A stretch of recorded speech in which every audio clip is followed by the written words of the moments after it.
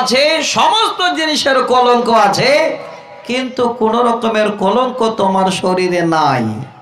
কাদের বলছেন? আমার মায়েদের। ডাহা মিথ্যা কথা। এই জায়গায় কোন রকমের কেউ মন দেবেন না। আমার মা জননী কলঙ্ক আপনাদের আছে কিনা আল্লাহর কোরআন প্রমাণ দিচ্ছে।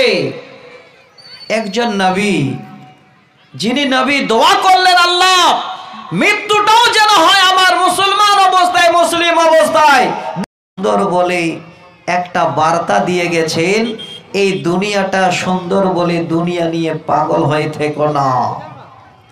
নবীজি বললেন, ফাত্তাকুদ দুনিয়া ওয়াত্তাকুন নিসা, এই দুনিয়া থেকে তোমরা বাঁচো এবং এই পৃথিবীর বুকে ওই সমস্ত নারীদের কাছ থেকে তোমরা বেঁচে থাকো। দুইটি জিনিসের কথা বললেন। এত সুন্দর দুনিয়া, যেই দুনিয়া এত সবুজ হয়ে আল্লাহ আমাদের জন্য রেখেছেন, এই দুনিয়া থেকে আল্লাহর নবী বাঁচতে বললেন এবং পৃথিবীর বুকে ওই সমস্ত নারীদের কাছ থেকে নবীজি বাঁচতে বলেছে। এবার আমার মা, আপনারা বলবেন দুনিয়াতে তাহলে এই দুটো বস্তু হলো সবার দুশ্মন, একটা হলো দুনিয়া আর একটা হলো আমাদের মতো মায়েরা। হে আমার মা, হে ডাঙ্গাপাড়া গ্রামবাসী, অত্র এলাকার মা বোন, এই কলঙ্কটা আপনাদের আমাদের এলাকার মার জন্য কলঙ্ক নয়। নবীজি বলেন, ফাইন্না আওয়ালা ফিতনাতে বানি ইসরাঈলা কানাত ফিন নিসা, কারণটা হলো সর্বপ্রথমে এই দুনিয়ার মধ্যে বানি ইসরাঈলের এই গোত্রের একজন নারী এই সমস্ত ফিতনার জন্য সূচনা করে গেছে। হে আমার মা, আরে আমার বোন, শুধু আপনাদের মতো একজন নারী বলে যেন আপনাদেরও কলঙ্ক মাথায় চলে এসেছে। আল্লাহর নবী বলেন, এই দুনিয়ার ভিতরে সর্বপ্রথম ফিতনা সৃষ্টি করেছেন বনি ইসরাইল গোত্রের এই রকমের একজন মহিলা। কত বড় ফিতনা! একজনের জন্য আমার সমস্ত মায়েদের এখন কথা শুনতে হয়। হে মা, আপনারা হয়তো কথা শুনছেন ভালোর জন্য, খারাপের জন্য নয়। যখনই আপনারা শুনবেন আপনার কলিজায় আঘাত লাগবে, আপনাদের মন চাইবে যে আল্লাহ এই কলঙ্ক থেকে যেন আমরা মুছে যেতে পারি। সেই ভালো রাস্তাটা কোথায় গেলে পাবো? ঠিক আপনারা খুঁজে পাবেন, আপনাদের কলঙ্ক সব মুছে যাবে। কারণ পুরানা কলঙ্ক জানাচ্ছে, নতুন নয়। নতুন তো কলঙ্কের আর কোন রকমের হাত নেই।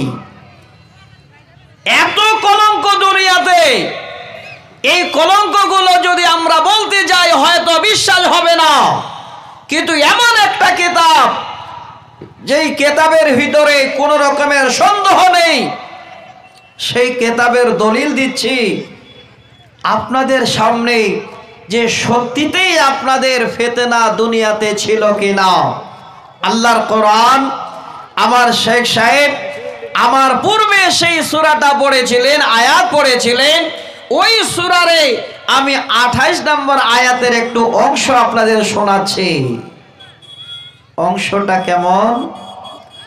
আল্লাহ পাক বলেন, ইন্না কায়দাকুন্না আযীম। বেশি লম্বা নেওয়ার দরকার নাই, কালে ছোট শব্দটা নেন। এই শব্দের অর্থ হলো নিশ্চয়ই তাদের চক্কর, নিশ্চয় তাদের বড় ধরনের এই মক্কর। আল্লাহ রাব্বুল আলামিন যেন বলছেন অনেক অনেক বড়। আমার মা, এখানে শুধু আপনাদের কথাই বলা হলো, আপনাদের চক্করের কথা বলা হলো। পৃথিবীর বুকে আপনাদের এত বড়, যে চক্কর, যে কলঙ্ক আজ পর্যন্ত কোন রকমের কোরআন থেকে মুছে যায় না। কিয়ামতের পূর্ব পর্যন্ত কোরআন থাকবে। এই কলঙ্কের বার্তা আপনাদের শুনতেই থাকতে হবে। কারণটাই হলো, সূচনা করে গেছেন এই কলঙ্ক আপনাদের মতো মা, আপনাদের মতো বোনেরা। আজকে আমি আপনাদের বলছি, মা, এই রকমের তৈরি হন, ওই কলঙ্কগুলোকে মুছে দিয়ে যেই মায়েদের, যেই আল্লাহওয়ালী নারীদের কলঙ্ক ছিল না, তাদের মতো আপনারা জীবন তৈরি করেন। তাহলে দেখবেন এই দুনিয়াতেও আপনারা কামিয়াব, পরকালেও আপনারা কামিয়াব। আমি সহিহ বুখারীর খালে দুটো হাদিস তুলে দেব। আমি আগে আপনাদের কোরআনের আয়াতের ছোট্ট করে এই কথাটা শোনাচ্ছি। কথাটা সত্য না মিথ্যা বলছি তার প্রমাণ নেবার জন্য আল্লাহর কোরআন থেকে ওই সূরা ইউসুফের 18 নম্বর আয়াতটুকু আমি শোনাচ্ছি। সত্যি যারা জানেন, যারা তর্জমাটা পড়তে পড়তে বুঝে নেন, চোখে যেন দেখতে পাবেন, এইভাবে করে পৃথিবীর বুকে কলঙ্ক রটানো হয়েছিল। কলঙ্কটা কেমন? হে মা, আমি জানি না, আপনারা বোধহয় শোনেন, বাংলাদেশের একজন গায়ক আছে। সেই গায়ক গাইতে গিয়ে বলে, আল্লাহ যত্ন করে এত সুন্দর বানাইছে তোমায়। তারপরে কি কি বলছে জানি না, বলছে চাঁদের কলঙ্ক আছে, সমস্ত জিনিসের কলঙ্ক আছে, কিন্তু কোন রকমের কলঙ্ক তোমার শরীরে নাই। কাদের বলছেন? আমার মায়েদের। ডাহা মিথ্যা কথা। এই জায়গায় কোন রকমের কেউ মন দেবেন না। আমার মা জননী, কলঙ্ক আপনাদের আছে কিনা আল্লাহর কোরআন প্রমাণ দিচ্ছে। একজন নবী, যিনি নবী দোয়া করলেন, আল্লাহ মৃত্যুটাও যেন হয় আমার মুসলমান অবস্থায়, মুসলিম অবস্থায়, দ্বীনের হালাতে। সেই নবীকে আপনাদের মতো একজন নারী ফাঁসাবার জন্য চারিদিকে জানলা কপাট বন্ধ করে দিয়ে এবার একজন নবীকে ফাঁসিয়ে দেবেন, তার কাছ থেকে জীবনের মনের এত বড় আশা মিটাবেন, জানলা দরজাগুলো বন্ধ করছে। আমি আকার ইঙ্গিতে বলছি, শেষ সময় নবী জানতে পারলেন যে নিশ্চয়ই এখানে বড় ধরনের শয়তানের কোনো চক্রান্ত আছে। তিনি বেরিয়ে এবার রাস্তা নিয়ে নিলেন, এখানে থাকা যাবে না। এবার যে দাসীর দ্বারায় জানলা দরজা বন্ধ হচ্ছিল, জানতে পেরে যেন নিজে এবার ইউসুফ আলাইহিস সালামকে বলেন, রে আল্লাহর বান্দা, হে ইউসুফ, শোন ভালো করে, আজকে এরকমের জায়গা থেকে তুমি পালিয়ে যাচ্ছ, আমাকে এই দুনিয়ার কষ্ট দিয়ে তুমি চলে যেও না। কোন মতই তুমি আমার মতো জুলাইখাকে আঘাত দিয়ে চলে যেও না। ইউসুফ আলাইহিস সালাম বলেছিলেন, আমি আমার আল্লাহর কাছে যেন প্রার্থনা করি, আমার আল্লাহর কাছে পানা চাই, যার ঘরে আমি লালন পালন হয়ে বড় হলাম, যে আমার সাময়িকের জন্য ছিল মালিক। এই কথাগুলো যখন তিনি বলেন আর পালিয়ে যান, জুলাইখা যেন সেই কথায় কান না দিয়ে পিছনের দিকে গিয়ে এবার ইউসুফ আলাইহিস সালামের জামাটাকে টানতে শুরু করেছে। যেও না। আবার বলছে চাঁদের কলঙ্ক আছে, সমস্ত জিনিসের কলঙ্ক আছে, কলঙ্ক নাই আপনাদের মধ্যে। মা, কেমন করে হতে পারে?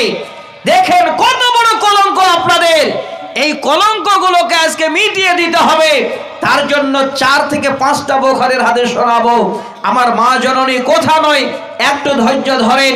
এবার একজন টানছে আর একজন পালাচ্ছে, ইতিমধ্যে জামাটা চচ্চড় করে ফাড়ছে, আর বাদশা স্বয়ং দরজা এসে দাঁড়িয়ে গেছে। বলেন অবস্থাটা কেমন হবে? একজন পালাচ্ছেন, একজন দাঁড়াবার টানছেন, আর ওই টাইমে বাদশা এসে দরজায় দাঁড়িয়ে গেছে। কথাটা আমার নয়, আল্লাহর কথা। ওয়াস্তাবাকাল বাবা ওয়া কাদ্দাত কামিসাহু মিন দুবুরিন ওয়া আলফায়া সাইয়্যিদাহা লাদাল বাব। এমন সময় বাদশা নামদার পুরোটাই যেন দৃষ্টিপাত করে নিলেন, এই সমস্ত কিছু কলঙ্ক নিজের চোখে দেখে নিলেন। দেখেন একজন মেয়ে মানুষ আল্লাহর নবীকে কেমন করে ফাঁসিয়ে দিলেন, ছেড়ে দিয়ে এবার বাদশার কাছে, স্বামীর কাছে গিয়ে যেন হাত দিয়ে বলছেন, ওগো স্বামী জান, এই ছেলেটাকে ছোট থেকে লালন পালন করে বড় করলাম, আজকে আপনার পরিবারের সঙ্গে সে যেন খারাপ মনস্থ নিয়ে, খারাপ উদ্দেশ্য নিয়ে যেন আপনার পরিবারের কাছে এসেছিল। দেরি করেন না, তাড়াতাড়ি করে এই ছেলেটাকে আপনার জেলখানায় পাঠিয়ে দিন, নচেত বড় ধরনের শাস্তির ব্যবস্থা করুন। ওরে আমার মা, যে নবীর কোন রকমের ভুল বলতে কোথাও কোরআনেও পাওয়া যায় না, সেই নবীকে যেন কলঙ্কে ফেলে দিয়ে এবার বিনা কারণে আল্লাহর এই শাস্তি পেতে হলো। জেলখানায় যেন তিনি নবী এবার চলে গেলে। এত বড় কলঙ্ক, এই কলঙ্কগুলো মুছতে হবে। মুছার জায়গা আছে, সব থেকে কলঙ্ক মুছার জায়গা যদি কেউ খুঁজে না পান, কথাটা আজকে মেনে নেবেন, যখনই শুনবেন হাইয়া আলাস সালাত, আসসালাতু খায়রুম মিনান নাওম, এই শব্দগুলো শুনে উঠে সুন্দর করে ওযু করে যখন এই সময় হয়ে যাবে, সঠিক সময় যদি এই আল্লাহর ঘরে গিয়ে ইবাদত করেন, আল্লাহ রাব্বুল আলামিনকে ডাকেন, আপনার দ্বারাই কোনদিন এই রকমের সমস্যা জীবনে আসতে পারে না। ইবাদতে মগ্ন হয়ে যান, দেখবেন কোন রকমের কলঙ্ক, কোন রকমের ফিতনা আপনার সামনে এসে দাঁড়াতে পারবে না। সাহাবীদের দু চারটা ইতিহাস আমি আজকে আর শোনাতে পারবো না, আমি নোট করে নিয়ে এসেছিলাম যে ওনারা দাঁড়িয়ে গেছেন ইতিমধ্যে আল্লাহকে পাওয়ার জন্য ইবাদতের মাধ্যমে, পিছন থেকে তীর যাচ্ছে, দাঁড়িয়ে আছেন, বুঝতে পারছেন না পিছনে তীর ফুটছে। এটা তো সামান্য নারী, কোন রকমের একটা নারীর কথা স্মরণ আসবে না। যদি ইবাদতে মগ্ন হতে পারি, আল্লাহর ঘরে গিয়ে সালাত আদায় করতে পারি একদম আল্লাহকে পাওয়ার উদ্দেশ্য নিয়ে, ইনশাআল্লাহ কোনদিন কোন পুরুষ, কোনদিন কোন আল্লাহর বান্দা এই রকমের ফিতনায় ফেসে যাবে না। আমি দুটো দলিল দেব আর একজন সাহাবীর ইতিহাস শোনাবো।